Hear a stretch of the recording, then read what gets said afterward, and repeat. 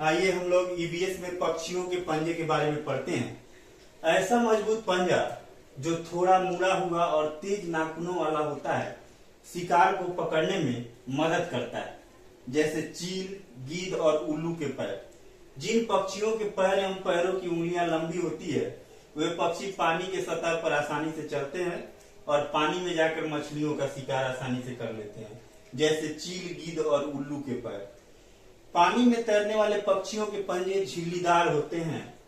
ये झिल्लीदार पैर तैरने में उनकी मदद करती है, जैसे बतख, राजहंस, पेल्किन पक्षी के पैर। जिन पंजों में आगे की तरफ फैली 3 उंगलियां और पीछे 1 उंगली होती है, ऐसे पंजे टहनियों पर बैठने में मदद करते हैं, जैसे गौरैया का पैर। आगे की ओर फैला पंजा नरम सतह पर चलने में मदद करता है, जैसे ह्यूरोन का।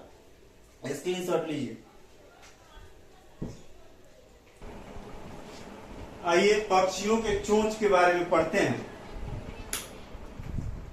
पक्षियों के चोंच के बारे में पढ़ते हैं। मछली पकड़ने वाली चिड़ियों जैसे सारस, बगुला आदि का चोंच लंबी, पतली, नुकीली और मुड़ी होती है। कुछ पंछियों की चोंच में निस्पंदन प्रणाली होती है, यानी छानने की प्रणाली होती है, हंस, फ्लेमिंगो, बतख आदि। ऐसे पक्षी पानी के आसपास रहते हैं तथा अपना भोजन चोंच में लेने के बाद अन्य पदार्थ जैसे कीचड़ आदि को अलग कर लेते हैं, यानी उसे छान लेते हैं। मिट्टी, कीचड़ से कीड़े या अन्य छोटे छोटे जीवों को पकड़ने वाली पक्षियों की चोंच लंबी और मुड़ी होती है। कबूतर, गौरैया आदि में चोंच छोटी, चौड़ी और मजबूत होती है। ऐसी चोंच अनाज की दानों को तोड़ने में सक्षम होती है। तोते की घुमावदार चोंच होती है, जो फल कुतरने में मदद करती है। स्क्रीनशॉट लीजिए।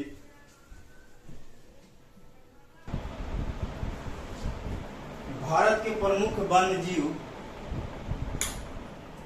आइए पहले पक्षियों के चोंच शीर्षक में एक बाकी रह गया था। बाज, चील एवं गीद जैसे मांसाहारी पक्षियों की चोंच छोटी और हुक की तरह मुड़ी होती है।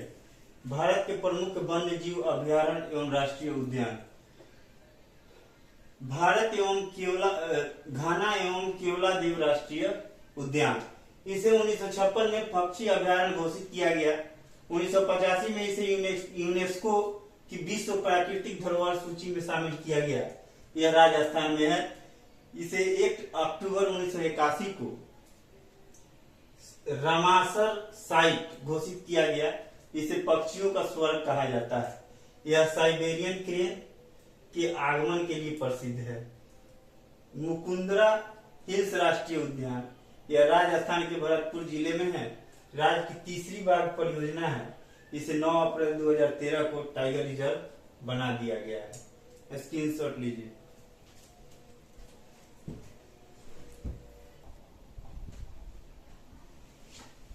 आइए रणथंभौर राष्ट्रीय उद्यान के बारे में पढ़ते हैं। राजस्थान का सबसे बड़ा एवं प्रथम राष्ट्रीय उद्यान है।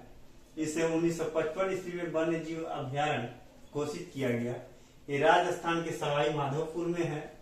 राजस्थान की पहली बाघ परियोजना 1973-74 में रणथंभौर में आरंभ की गई थी। वर्तमान में राजस्थान में कुल 3 बाघ परियोजनाएं हैं। दूसरी सरिस्का में है। 1978 में इसका उद्घाटन किया गया। और तीसरी परियोजना Mukundra Hills National Park, Kota, Jhalawar में आरंभ की गई थी। मुकुंदरा हिल्स राष्ट्रीय उद्यान यह राजस्थान के भरतपुर जिला में है। पहले यह कोटा के झालावाड़ में था। यह राजस्थान की तीसरी बाघ परियोजना है। इसे 9 अप्रैल 2013 को टाइगर रिजर्व बना दिया गया है। स्क्रीनशॉट लीजिए।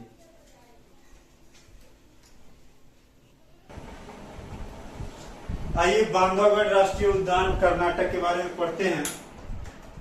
बांधवगढ़ राष्ट्रीय अभयारण्य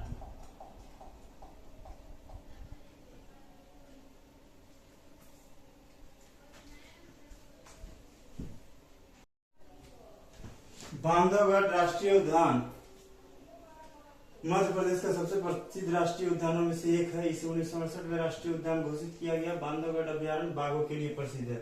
बांदीपुर राष्ट्रीय उद्यान कर्नाटक या भारत का सबसे बड़ा जीव मंडल रिजर्व बनाता है।